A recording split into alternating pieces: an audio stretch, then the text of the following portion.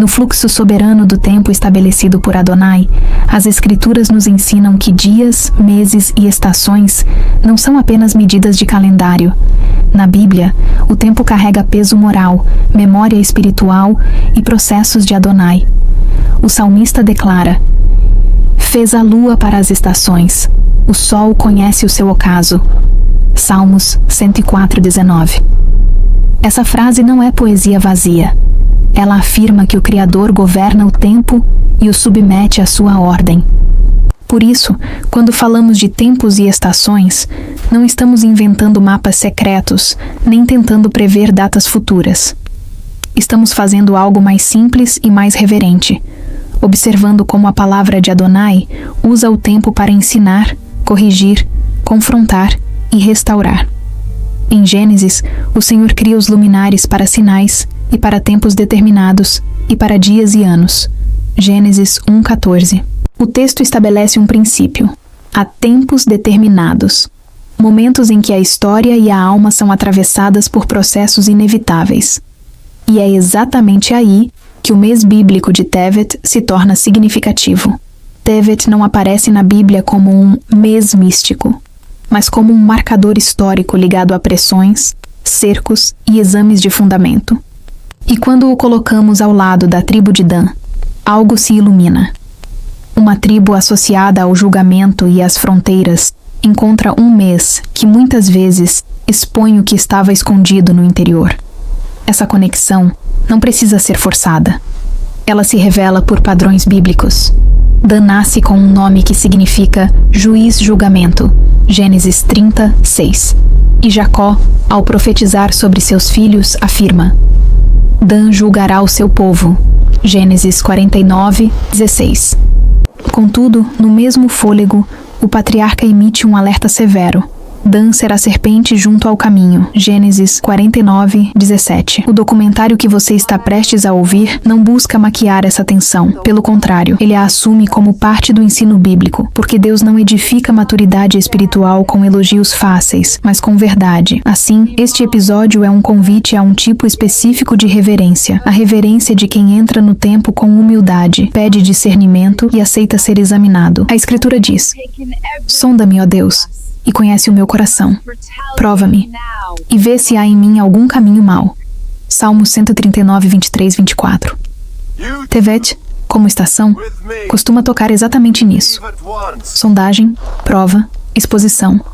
Não para condenar, mas para alinhar. E se existe uma frase que pode funcionar como chave para todo o percurso, ela já está em Gênesis 49, bem no centro da palavra sobre Dan. A tua salvação espero, ó Senhor. Gênesis 49:18. Essa não é uma conclusão, é um clamor. É como se Jacó dissesse: discernimento humano não basta. Julgamento sem a salvação do Senhor é perigoso. A partir desse clamor, caminharemos por Tevet e por Dan com sobriedade, sem sensacionalismo e sem promessas fáceis, apenas com a palavra de Adonai como eixo. Tevet se estabelece tradicionalmente no coração do inverno bíblico, um período em que a criação parece recolher-se. Dias mais curtos, noites longas, frio, menos movimento visível. E embora a Bíblia não faça sermões meteorológicos, ela usa repetidamente o ambiente como palco para revelar processos internos. Há momentos em que Deus age com estrondo, mas há temporadas em que ele trabalha com silêncio. O profeta Elias aprendeu isso de forma marcante. O Senhor não estava no vento forte, nem no terremoto, nem no fogo. E depois veio uma voz mansa e delicada. 1 Reis 19, 11, 13. O texto não diz que vento, terremoto e fogo sejam maus. Apenas afirma que naquela ocasião, Deus conduziu Elias a discernir algo. Nem todo o mover de Deus é barulhento. Isso é importante para Tevet, porque Tevet é frequentemente uma estação em que a vida parece menos emocionante, menos visível, mais contida. Mas o reino de Deus não depende de espetáculo. No deserto, Israel também foi moldado. A nação foi chamada a ouvir, obedecer e ser formada como povo de aliança. Vistes o que fiz aos egípcios. Agora, pois, se diligentemente ouvirdes a minha voz e guardardes a minha aliança. Êxodo 19, 4, 6. O deserto não era uma vitrine, era uma forja. Em linguagem espiritual, é como se o Senhor dissesse: quando o exterior se cala, o interior aparece. Tevet costuma tocar exatamente isso. O que permanece quando os recursos diminuem? O que sustenta a fé quando o conforto não sustenta mais? A própria sabedoria bíblica reconhece que Deus permite tempos de aperto, não como sadismo, mas como correção e retorno.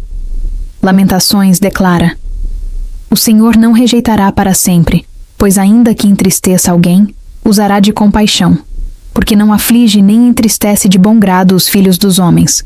Lamentações 3:31, 33. Essa é uma lente segura. Quando Tevet aparece ligado ao juízo histórico, o propósito não é celebrar desgraça, mas compreender que Deus usa crises como espelho moral, chamando à sobriedade e ao arrependimento. E aqui Tevet ganha um peso histórico específico. Em 2 Reis 25:1, lemos que, no 9º ano do reinado, no 10º mês, Nabucodonosor veio contra Jerusalém e a cercou. Jeremias registra o mesmo marco. No 10º mês, veio Nabucodonosor e se pôs contra Jerusalém e a cercou. Jeremias 52, 4. A tradição identifica esse 10º mês como Tevet. Note o modo como o juízo começa. Não é o colapso imediato das muralhas, é o cerco. O cerco é um tipo de julgamento que pressiona lentamente. Ele reduz rotas de fuga, expõe dependências, revela reservas e com o tempo separa o real do falso. Isso tem uma aplicação espiritual direta, sem precisar de misticismo. Existem períodos em que Deus permite que certas muletas caiam, não para destruir a fé, mas para mostrar onde ela estava apoiada de forma errada. Jesus ensina um princípio semelhante quando fala de 2 fundamentos. Um homem constrói sobre a rocha, outro sobre a areia. Quando vem a tempestade, ela não inventa o fundamento. Ela revela. Mateus 7, 24, 27. A tempestade não cria a ruína, ela prova a estrutura. Tevet, como estação de exame, conversa com o chamado bíblico à autoavaliação. Examinai-vos a vós mesmos, se permaneceis na fé. 2 Coríntios 13, 5. E também com a sobriedade apostólica, porque já é tempo que comece o julgamento pela casa de Deus. 1 Pedro 4, 17. Julgamento, aqui, não é uma licença para acusação pública ou paranoia espiritual. É, antes, o reconhecimento de que Deus purifica seu povo, começando pelo íntimo, pelo oculto, pela raiz. Quando colocamos Tevet ao lado da tribo de Dan, o quadro fica ainda mais nítido. Dan foi chamado para lidar com fronteiras, brechas e retaguardas. E Tevet frequentemente é uma estação em que as brechas internas aparecem. A pergunta do tempo não é: quem parece forte? A pergunta é: quem está firmado? E isso é profundamente bíblico. Se Tevet ensina o exame silencioso, então a oração correta não é a autoconfiança, mas o clamor que já está dentro da palavra profética de Jacó. A tua salvação espero, ó Senhor. Gênesis 49, 18. Porque apenas a salvação do Senhor preserva o discernimento de se tornar dureza e preserva o julgamento de se tornar veneno. A origem da tribo de Dan não começa em um cenário de paz, estabilidade ou plenitude emocional. Pelo contrário, ela nasce em meio à tensão familiar, à frustração da espera e ao conflito silencioso entre promessas e realidade. Esse detalhe não é periférico, ele é teológico. As Escrituras raramente romantizam a origem das coisas, porque Adonai não constrói seus propósitos em ambientes idealizados, mas em contextos reais, marcados por limites humanos. Gênesis 30 abre com o clamor de Raquel: dá-me filhos, senão morro. Gênesis 30:1. Essa frase revela mais do que desejo de maternidade. Ela expõe uma dor profunda, quase existencial. Na cultura patriarcal, a esterilidade não era apenas uma questão pessoal, mas social e espiritual. Raquel carrega o peso da comparação com sua irmã Leia, que já havia gerado filhos para Jacó. A tensão entre as duas irmãs atravessa toda a narrativa de Gênesis e mostra como até mesmo dentro da família da promessa existem disputas, carências e decisões precipitadas. Diante da demora, Raquel toma uma iniciativa que não nasce de uma instrução direta de Adonai, mas de uma tentativa humana de resolver a espera.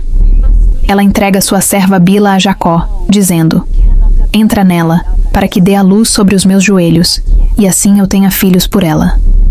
Gênesis 33. Esse gesto ecoa práticas culturais da época, semelhantes ao que Sara havia feito com Agar. Gênesis 16. A Bíblia registra o fato sem aprová-lo explicitamente. O texto não julga com palavras, mas permite que o leitor observe os desdobramentos. Quando Bila concebe e dá à luz, Raquel declara: "Adonai me julgou, e também ouviu a minha voz, e me deu um filho." Gênesis 36. É nesse momento que o nome Dan é estabelecido. O verbo hebraico associado ao nome carrega a ideia de julgar, avaliar, fazer justiça. Raquel interpreta o nascimento como um veredito favorável de Adonai, não apenas uma dádiva, mas uma resposta judicial à sua causa. Aqui está um ponto crucial. Dan nasce sob a linguagem do julgamento, não do descanso. Seu nome não celebra plenitude, mas decisão. Não aponta para a abundância espontânea, mas para uma resposta após conflito. Isso marca profundamente a identidade da tribo. Desde o início, Dan está ligado à ideia de discernir situações complexas, pesar circunstâncias e lidar com realidades ambíguas. Outro detalhe significativo é que Dan não nasce do relacionamento direto entre Jacó e Raquel, mas por meio de Bila. Isso o coloca desde a origem em uma posição intermediária. Ele pertence plenamente a Israel, mas sua história começa nas bordas da estrutura familiar. Essa condição fronteiriça ajuda a entender por que, mais tarde, a tribo de Dan será frequentemente associada a limites geográficos, morais e espirituais. Nada disso deve ser interpretado como inferioridade. A Bíblia não trabalha com castas espirituais, mas ela mostra que diferentes tribos carregam diferentes vocações. Enquanto Judá será associado à liderança régia e Levi ao serviço sacerdotal, Dan será associado ao discernimento nas margens, à vigilância e ao julgamento em contextos onde as linhas não são claras. Essa origem também nos ensina algo essencial sobre o caráter de Adonai. Yahweh não espera que as histórias humanas sejam perfeitas para agir. Ele entra em narrativas quebradas, decisões falhas e estruturas imperfeitas, e ainda assim conduz seus propósitos. Isso não significa que toda escolha humana seja validada. Significa que a soberania divina não é anulada pelas limitações humanas. O nascimento de Dan nos prepara, de forma silenciosa, para aquilo que Jacó dirá décadas depois em Gênesis 49. O juiz, que nasce da tensão, precisará aprender que julgar sem depender da salvação de Adonai é perigoso. Por isso, a palavra profética sobre Dan conterá tanto função quanto advertência. A semente está aqui, em Gênesis 30, um juízo que nasce da dor, mas que precisa ser constantemente submetido ao Senhor do tempo e da história. Ao observar essa origem, Tevet começa a dialogar ainda mais profundamente com a tribo. Assim como Dan nasce em meio à espera e ao conflito, Tevet frequentemente é uma estação em que Yahweh permite que tensões venham à tona, não para humilhar, mas para revelar. O juízo que começa no coração prepara o caminho para alinhamento, se houver humildade. Nem todo nascimento espiritual acontece em clima de celebração. Alguns chamados emergem do silêncio, da frustração e da espera prolongada. Mas quando Adonai julga uma causa, ele o faz com justiça, e a resposta, mesmo complexa, carrega propósito. Quando Jacó reúne seus filhos antes de morrer, o texto de Gênesis 49 deixa claro que ele não está apenas distribuindo palavras de afeto paterno. A Escritura afirma que Jacó chama seus filhos para lhes declarar o que lhes sucederia nos últimos dias. Gênesis 49:1. Trata-se de um discurso profético, com alcance que ultrapassa a vida individual de cada filho e se estende ao futuro de suas tribos dentro da história de Israel. É nesse contexto solene, que Jacó se dirige a Dan. Suas palavras são curtas, densas e carregadas de tensão espiritual. Dan julgará o seu povo como uma das tribos de Israel.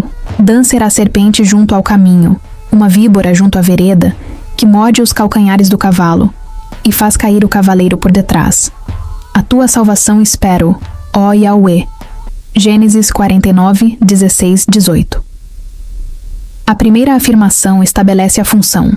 Dan será serpente junto ao caminho, uma víbora junto à vereda, que morde os calcanhares do cavalo e faz cair o cavaleiro por detrás. A tua salvação espero, ó Yahweh. Gênesis 49, 16, 18. A primeira afirmação estabelece a função. Dan julgará o seu povo.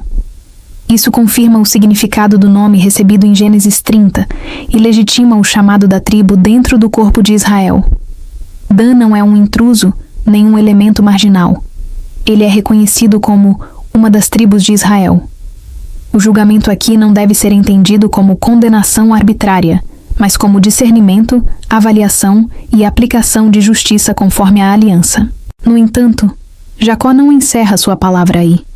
Ele imediatamente introduz uma imagem inquietante: a serpente junto ao caminho.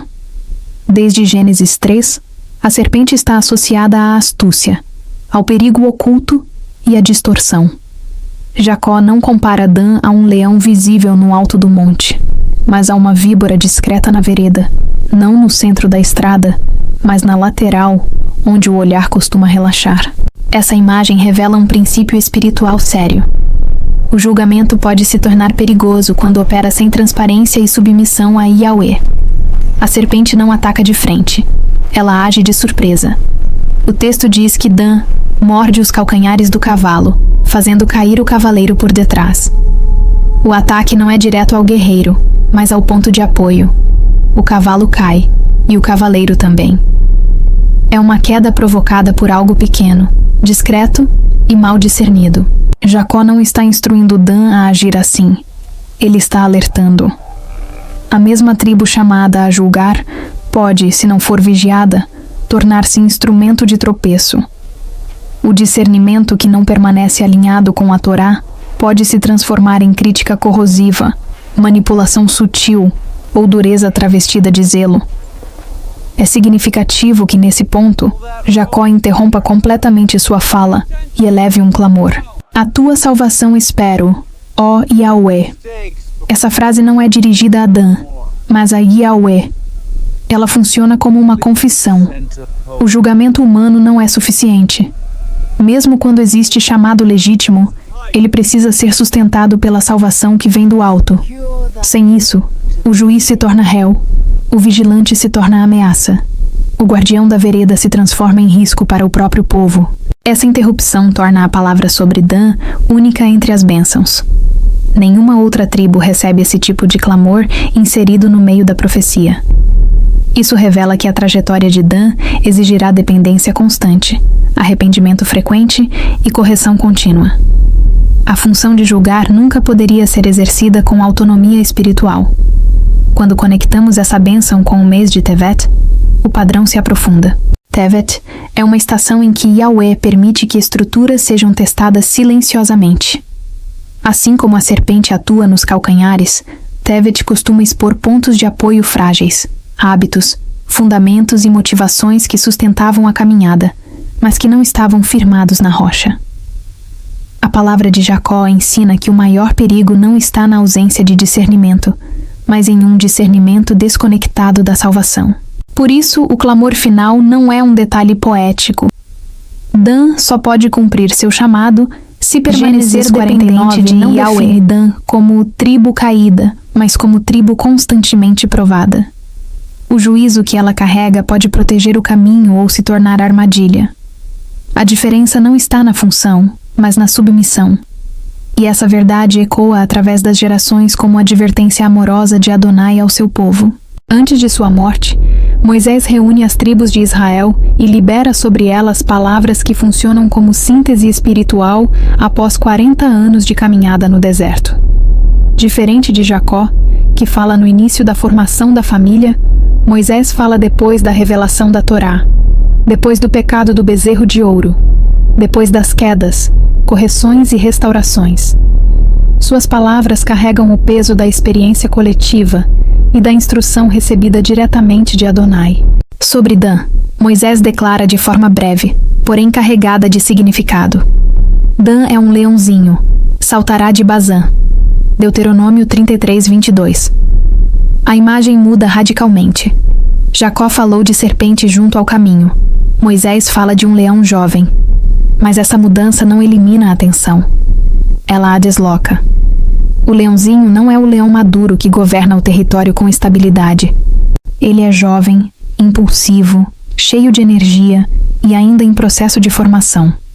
A força real, mas também necessidade de direção. Na linguagem bíblica, o leão é símbolo de poder, autoridade e coragem.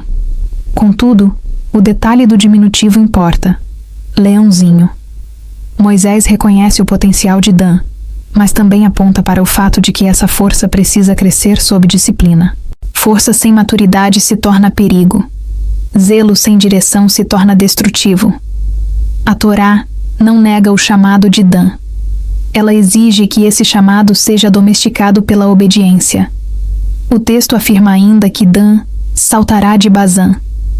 Bazã era uma região conhecida por sua fertilidade, força territorial e presença de povos guerreiros.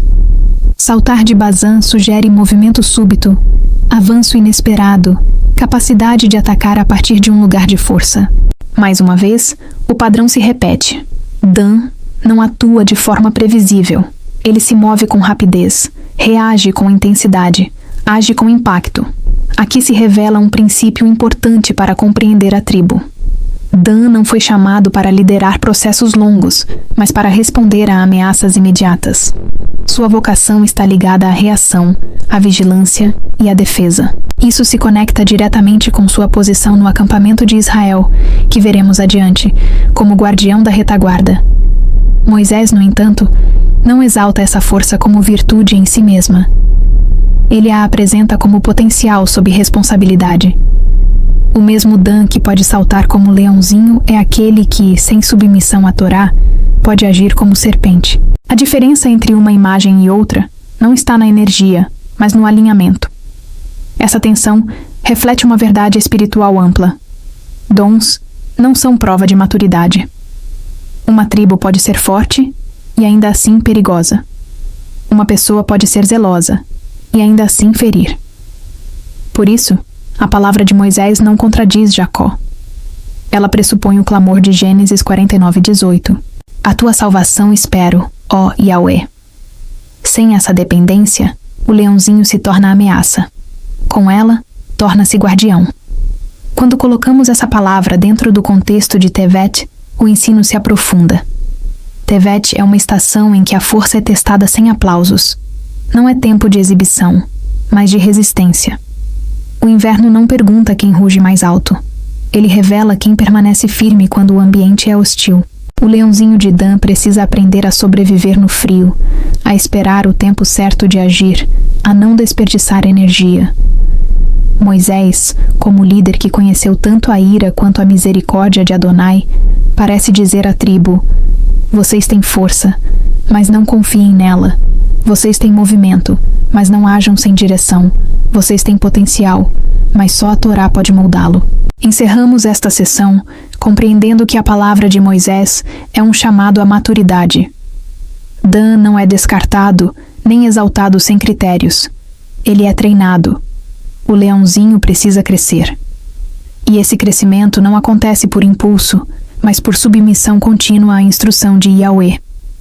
A organização do acampamento de Israel no deserto não foi fruto de logística humana nem de estratégia militar comum. As Escrituras afirmam que a disposição das tribos foi estabelecida por ordem direta de Adonai. Números 2. Cada posição carregava significado espiritual, responsabilidade coletiva e função específica dentro da caminhada do povo. Nesse arranjo, a tribo de Dan recebe uma posição singular e exigente.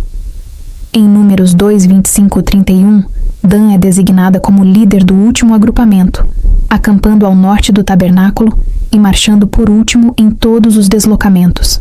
À primeira vista, alguém poderia interpretar essa posição como secundária.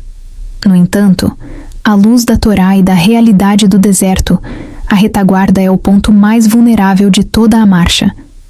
Foi justamente a retaguarda que Amaleque atacou quando Israel saiu do Egito. Moisés relembra esse episódio com seriedade. Amaleque atacou todos os fracos que iam na retaguarda, quando estavas cansado e fatigado. Deuteronômio 25, 17, 18.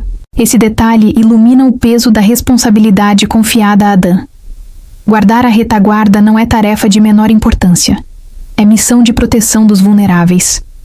A retaguarda reúne os cansados, os enfermos, os mais lentos, os distraídos e aqueles que carregam peso extra.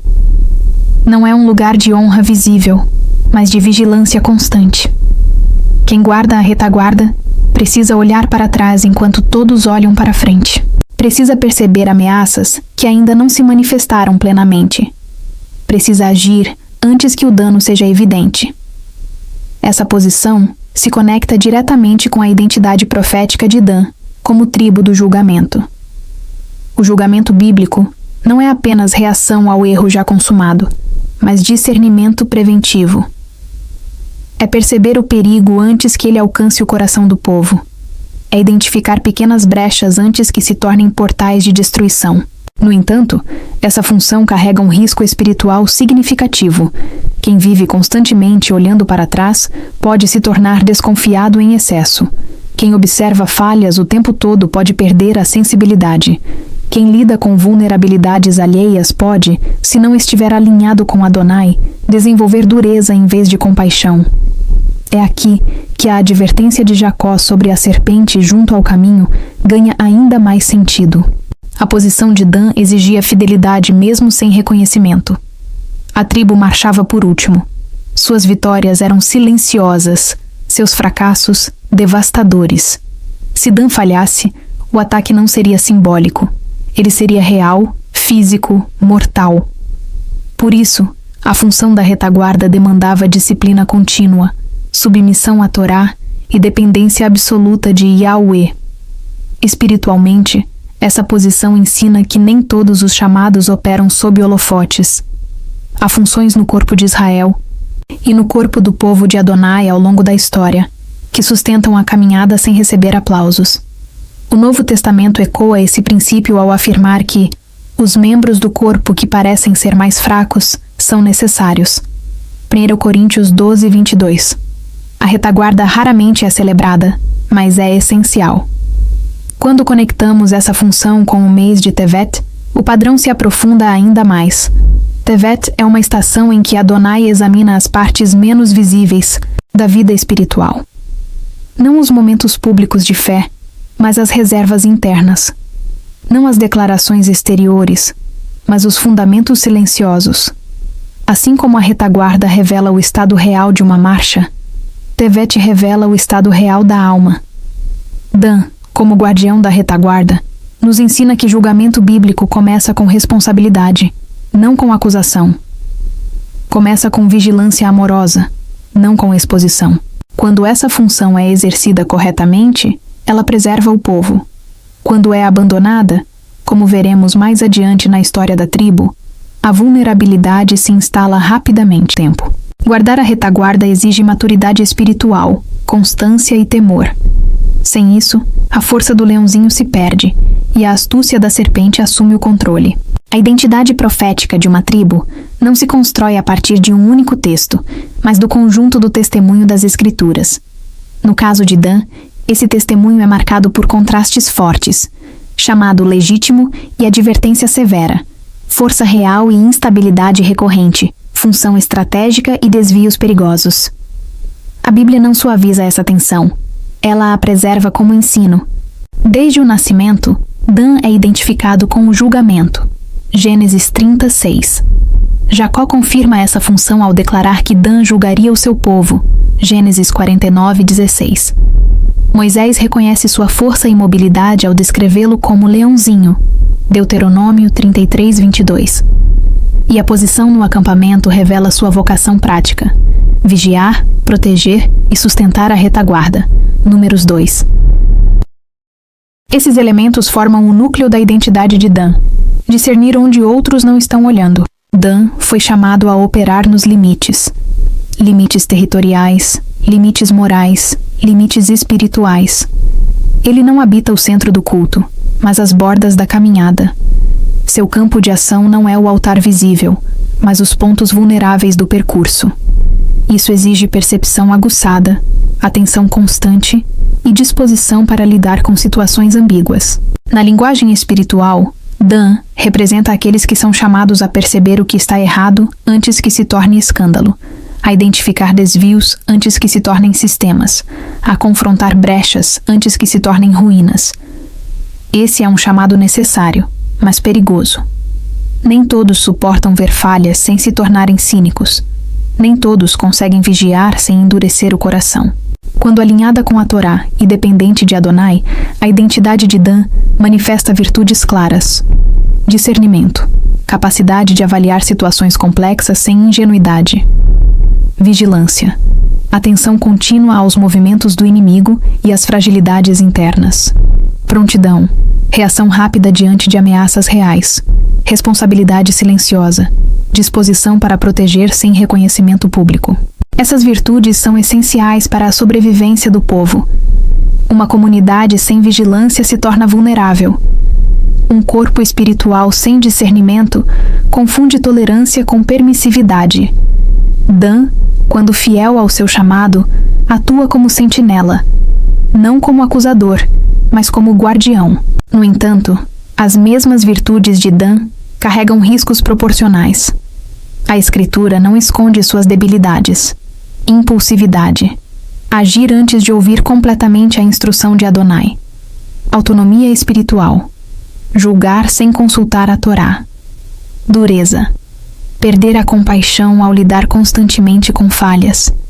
Desvio silencioso. Justificar escolhas erradas em nome de discernimento. A imagem da serpente em Gênesis 49 revela esse perigo com clareza. O discernimento pode se tornar astúcia. A vigilância pode se tornar suspeita constante. O julgamento pode se transformar em instrumento de queda, não de proteção. Por isso, Jacó não encerra sua palavra com exaltação, mas com clamor. A tua salvação espero, ó Yahweh. Gênesis 49:18. Dentro do corpo coletivo de Israel, Dan não foi chamado para governar como Judá, nem para ministrar no santuário como Levi. Sua função é outra, igualmente necessária: preservar a integridade do caminho. Dan guarda o que sustenta a caminhada quando ninguém está olhando. Ele atua onde a falha não aparece no palco, mas no bastidor. O apóstolo Paulo, séculos depois, expressa um princípio semelhante ao falar do corpo espiritual. Os membros do corpo que parecem ser menos honrosos, a esses honramos muito mais. 1 Coríntios 12:23. A função de Dan nunca foi glamurosa, mas sempre foi vital. Quando essa identidade é exercida em submissão a Adonai, ela preserva o povo.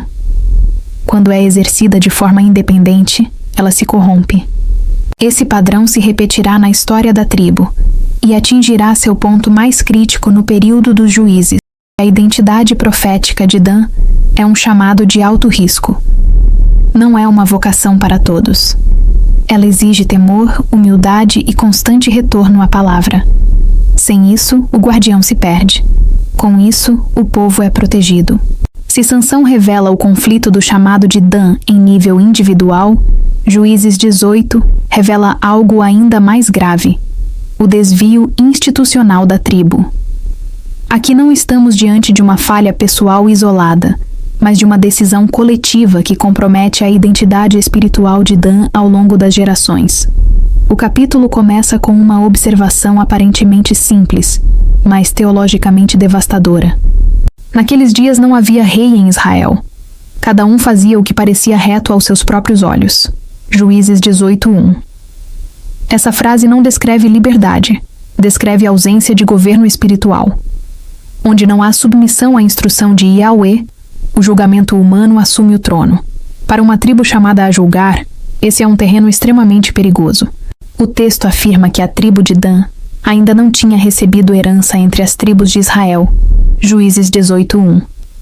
Essa afirmação não significa que Adonai não havia designado território para Dan, mas que a tribo não havia ocupado plenamente aquilo que lhe foi dado. Josué 19:40-48. Em vez de perseverar, Dan escolhe buscar uma solução mais fácil. Aqui surge o primeiro desvio: insatisfação com o lugar designado por Yahweh. A tribo abandona sua função original, inclusive sua posição na retaguarda, para procurar um território que pareça mais confortável e seguro aos seus próprios olhos. Dan envia espias para avaliar a terra de Laís. Até aqui, a ação poderia parecer estratégica. No entanto, algo essencial está ausente. Não há registro de consulta a Adonai. Em vez disso, os espias buscam validação em um levita errante, que já vivia fora do padrão estabelecido pela Torá. Juízes 17. Esse levita, que deveria zelar pela instrução, torna-se cúmplice do desvio. Ele oferece palavras favoráveis sem base clara na revelação de Yahweh. O julgamento da tribo começa a se apoiar em vozes convenientes, não na palavra. No caminho, os homens de Dan roubam objetos consagrados: a estola sacerdotal, os ídolos domésticos e a imagem esculpida. Juízes 18:14-18. O ato é direto, consciente e justificado pela força. A tribo do julgamento passa a instrumentalizar o sagrado para legitimar suas decisões. Esse é um ponto crítico. Quando o discernimento se desconecta da submissão, ele não abandona imediatamente a linguagem religiosa. Pelo contrário, ele a utiliza. O erro aqui não é apenas idolatria, é idolatria com verniz espiritual. O texto atinge seu ápice quando afirma: os filhos de Dan levantaram para si aquela imagem de escultura. Juízes 18:30. Não se trata de um tropeço momentâneo, mas de um sistema estabelecido. Um sacerdote ilegítimo, um culto ilegítimo e uma liderança tribal legitimando tudo isso. A tribo que deveria guardar Israel passa a introduzir corrupção espiritual dentro do próprio povo. Aqui, a advertência de Jacó se cumpre de forma dolorosa. A serpente não está mais apenas na vereda. Ela agora está instalada.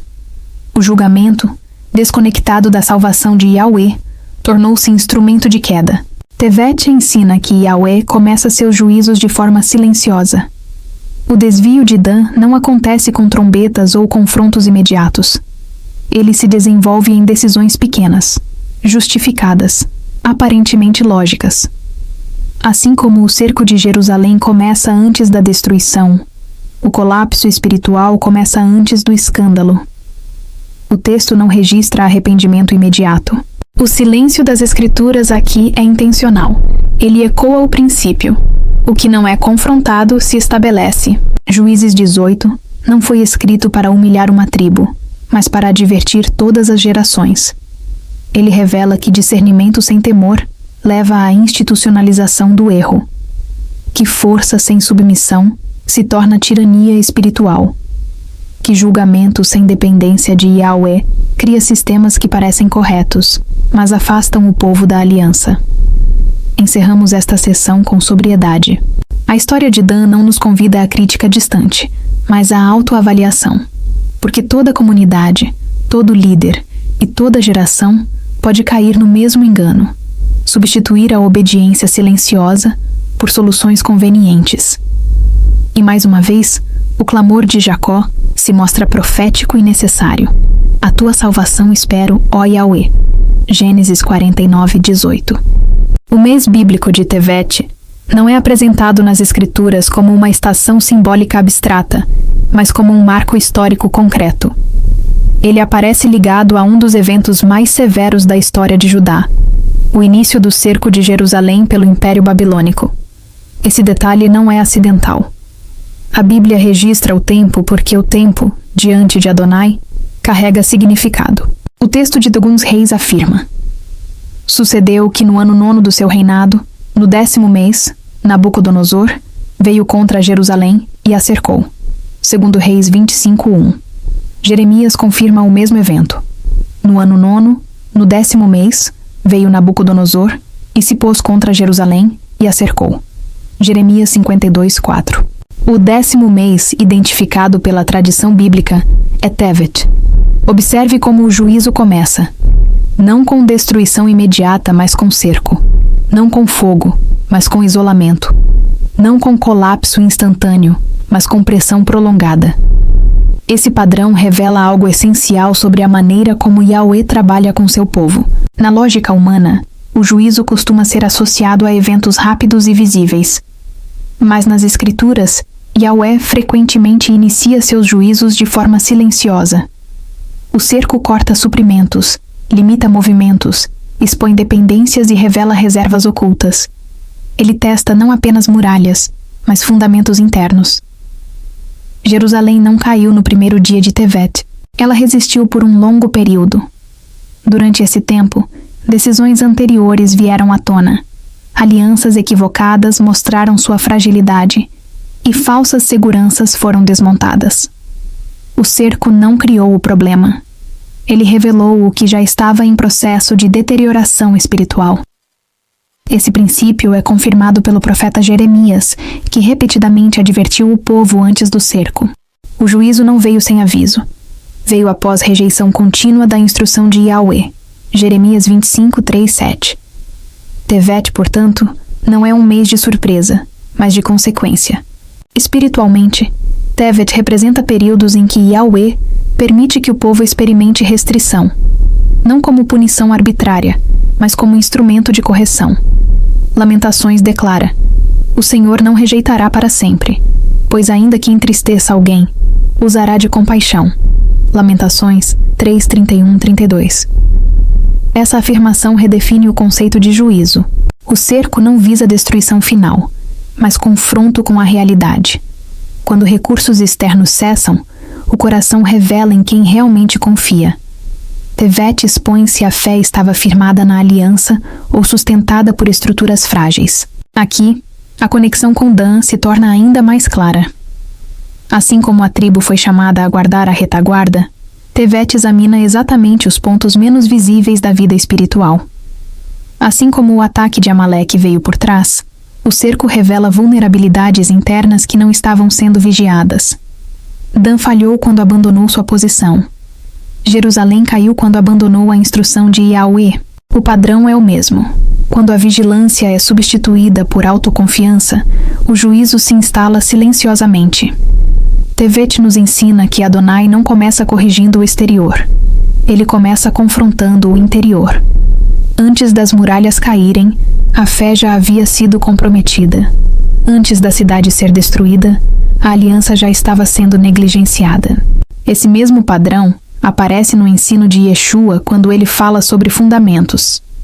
Todo aquele que ouve estas minhas palavras e não as pratica será comparado a um homem insensato. Caiu a chuva, transbordaram os rios, e foi grande a sua queda. Mateus 7, 26, 27. A tempestade não cria a casa frágil, ela a revela. Da mesma forma, Tevet não cria a fragilidade espiritual, ele a expõe. E o cerco de Jerusalém permanece como um memorial histórico desse princípio. Encerramos esta sessão entendendo que Tevet é uma estação de verdade. Não de condenação final, mas de revelação. Não de espetáculo, mas de exame.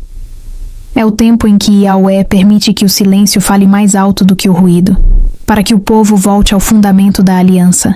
Ao atravessarmos do Tanakh para o Novo Testamento, não encontramos ruptura, mas continuidade de princípios. O Novo Testamento não cancela os padrões espirituais revelados na Torá. Ele os aprofunda, interioriza e amplia.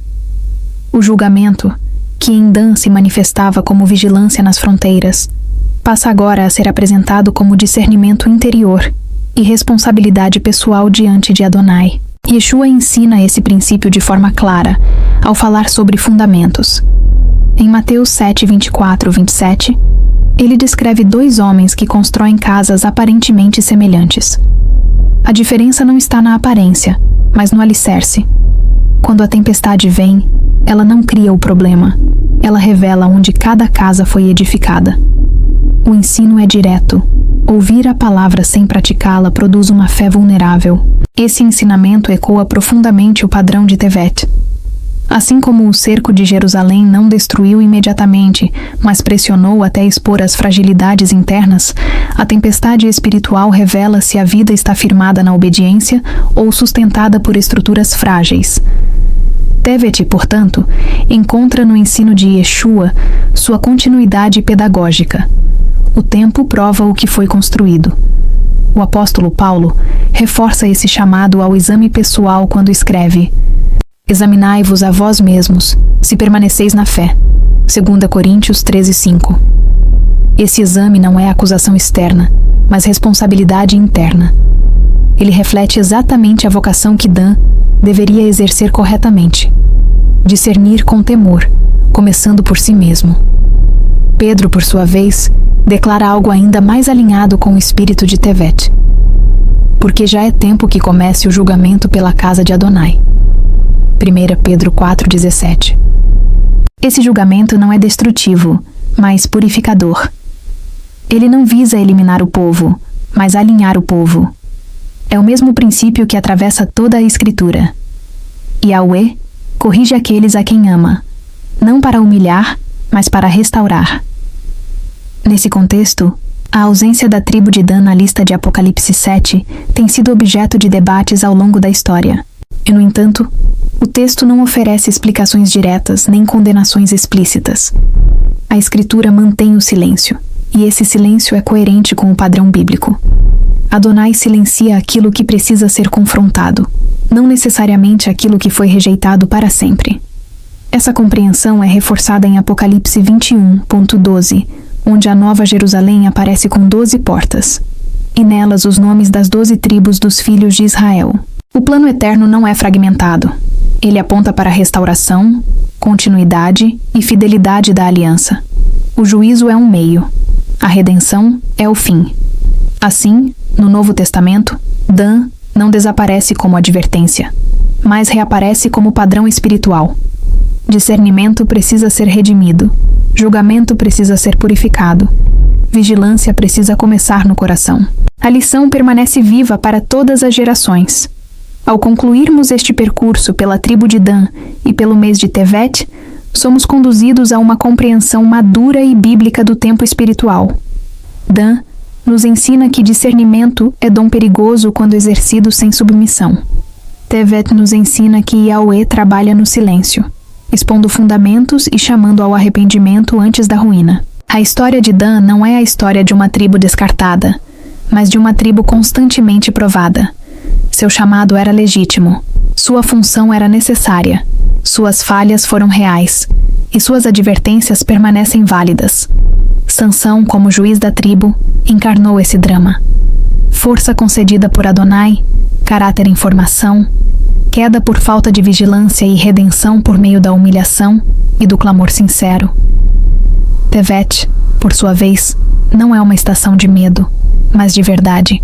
Ele não anuncia a destruição inevitável, mas oferece oportunidade de alinhamento. É o tempo em que Yahweh permite que o frio revele onde a raiz está fraca, para que a primavera não seja construída sobre ilusão. A aplicação prática deste documentário não é acusar outros, nem buscar sinais externos, nem criar mapas proféticos. Ela é simples, bíblica e profunda. Vigiar o coração, examinar os fundamentos e permanecer dependente da salvação de Yahweh. Por isso, encerramos exatamente como Jacó encerrou sua palavra sobre Dan. Não com exaltação humana, mas com dependência reverente. A tua salvação espero, ó Yahweh. Gênesis 49:18.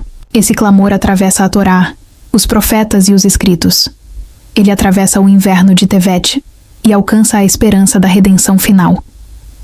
E ele permanece como a oração segura de todo aquele que deseja discernir sem se perder, julgar sem se corromper e caminhar fielmente através de todos os tempos e estações estabelecidos por Adonai.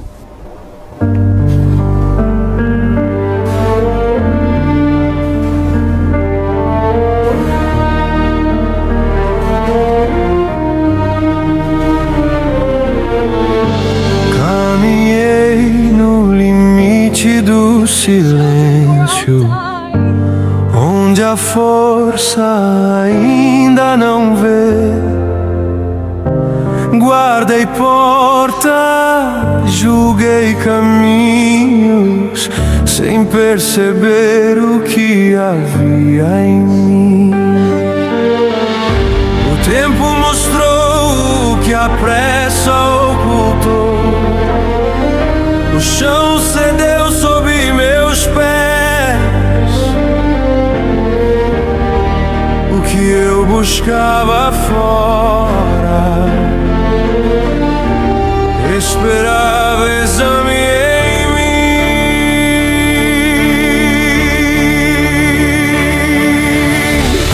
Ensina meus olhos a vigiar, ensina meu coração a ficar, não pela força nem pelo medo, mas por aprender a escutar.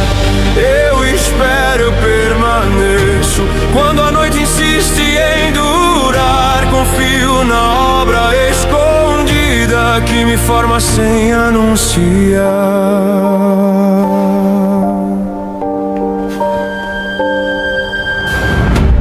Recebi fogo antes do tempo, confundi poder com razão. Julgar foi fácil, a distância difícil foi guardar o coração. Quando os caminhos se fecharam e o cerco não fez barulho, aprendi que a vigilância começa onde eu me construo.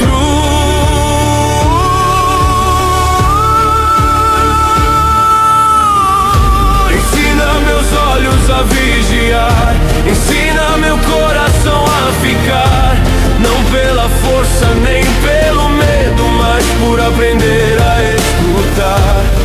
Eu espero, permaneço. Quando a noite insiste em durar, confio na obra escondida que me forma sem anúncio final. Se sou provado, que eu aprenda. Se sou contido, que eu veja o que é feito em mãos silenciosas. É o que sustenta quando chega.